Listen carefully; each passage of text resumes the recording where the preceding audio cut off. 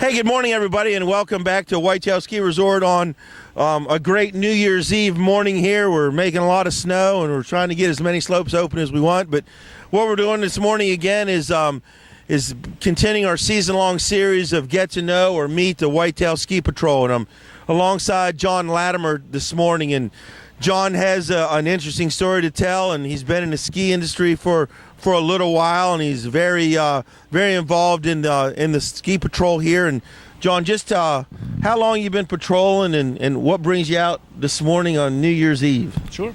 So good morning, Mark. Now, I started here teaching skiing, I guess, in the early 90s, and then moved over to the patrol, did that for a year or so in the mid-90s, and then left for a while, came back about 4 or 5 years ago. So love, obviously, being out here. I've been involved with the fire and rescue system for about 25 years, so have some EMS experience, and this just seemed like a good place to give back. Now, most of the patrollers are not very local. We come from the I-270 corridor into Virginia, and we got people in Annapolis and Baltimore and all that, but John's local. He's a Hagerstown guy. So, John, you're one of the guys that keeps us going, and you're one of the guys that can come up in the midweek in the morning and lend a helping hand to the paid staff.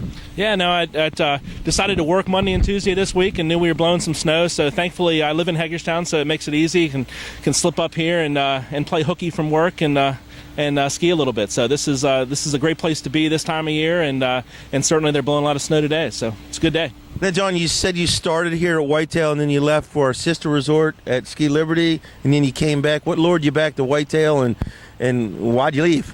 Well, I left just work-life balance. So actually, I did not cheat and go to Liberty. But that said, I came back because my son got interested in skiing at about 4 years old, and this seemed like a great way to do it, to be back on the mountain. So I walked in, recognized some guys still at PHQ, and came back. So that's kind of why we did it. So it was kids that brought me back, and he's actually out somewhere on a race course right now. But that said, this is a great place to be. Now, John, there's one thing that we all love the business here, and we can't get enough of skiing, and we all put a lot of time in when the mountain's open, but you do a lot of extra things. You're involved in our outdoor emergency care program, and for the layman out there, that's the medical training that each patroller gets, and it takes about a year, and you're highly involved in that as one of the instructors. And just talk about what keeps you motivated to be in the class all summer on a Friday when you could be out having a little more seasonal fun, but you've dedicated to continue the growth of the industry through the patrol. Now, that's a great part of the year, and it's a great part of the year because you get a chance to see the candidate patrollers, the people that have just decided to join the patrol, spend 1 year committed to this. And so I would say, if you're looking for what really motivates me, I would say the motivation is those students. That they start in April, as you said, and they go all summer long, all the way into the fall, and test in December. So it's not hard to be committed when you watch their commitment. So I enjoy being a part of that, and these guys just the current class just tested out a few weeks ago, and they're now on the mountain learning the ski and sled work, but they've been working hard since April, so they're doing well.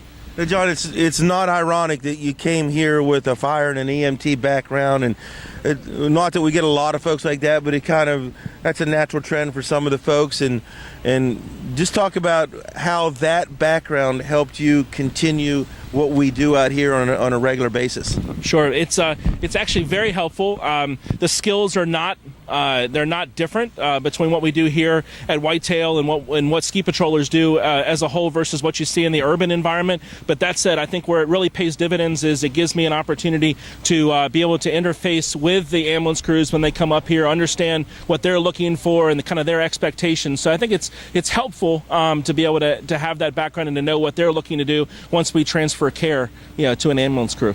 Now, we're making a lot of snow out here, and we're getting terrain open as soon as we can. We had a little warm spell there, but I can't. My favorite trail here is Snow Dancer. I can't wait for Snow Dancer, and it looks like it's getting close. John, what's your favorite trail here? I would say that Fanciful is my favorite. So I was really excited when they opened it up last week. We kind of, like you said, it got a little thin here a few days ago, but I took it this morning. And would anybody who's watching this video think about coming out this weekend, come out because the snow is great. Okay, again, we're here with John Lattimer and continuing our season-long series of Meet the Whitetail Ski Patrol. and we're going to have another episode coming up in a few days. So stay tuned here, and you get to meet a lot of fun people, and hopefully it'll encourage you, if you have an interest to come out into patrol, to give us a contact, and John will get you started.